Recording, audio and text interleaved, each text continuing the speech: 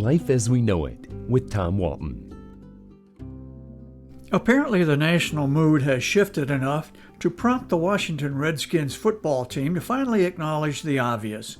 The team's name is patently offensive not only to Native Americans, but to anyone who values our nation's heritage. Up next are the Cleveland Indians, who will examine retiring their name too, though I would guess that most people would find Indians less racially provocative than Redskins.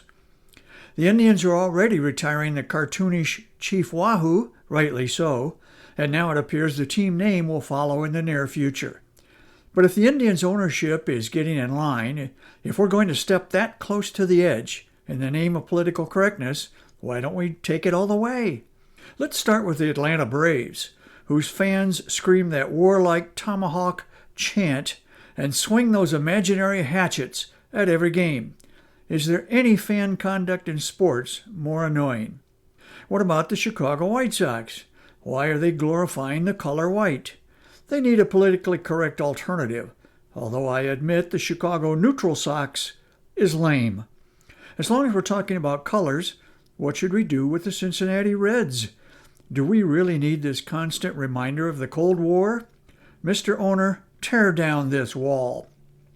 Next, consider the New York Yankees. Is there a name more vilified in all of sports? The name is still hated by many Southerners because of those nasty hostilities a century and a half ago. So let's make it official and rename the Yankees the Bronx Bombers. Oh, but wait, too violent? While we're at it, the Milwaukee Brewers have some explaining to do. The nerve of those guys promoting the consumption of beer to all their young fans. And isn't it about time somebody goes after the Kansas City Royals? As much as we love the Queen, the spectacular weddings, the equally spectacular divorces, and all the juicy stories emanating from the House of Windsor, the Royals belong in Canada. It's easy. We just swap names. The Toronto Blue Jays become the Toronto Royals. The Kansas City Royals become the Kansas City Blue Jays. Both teams already dress in blue uniforms. What about the Pittsburgh Pirates?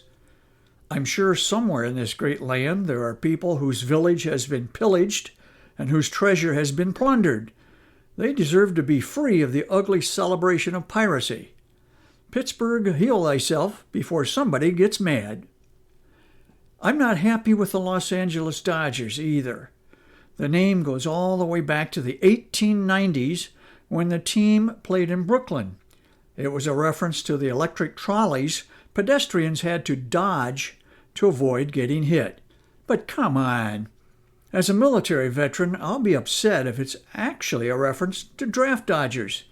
And what if the name refers to pickpockets out there on the street? You know, those artful dodgers? Who wants that? So the Dodgers name simply has to go. How about we call them the Hollywoods? Maybe the Beverly Hillbillies? Forget it. Somebody would be offended. Life as We Know It is written and hosted by Tom Walton and is a production of WGTE Public Media. Life as We Know It with Tom Walton can be heard on WGTE FM 91 every Monday afternoon during All Things Considered at 5:44 p.m. Or hear past episodes at wgte.org/life.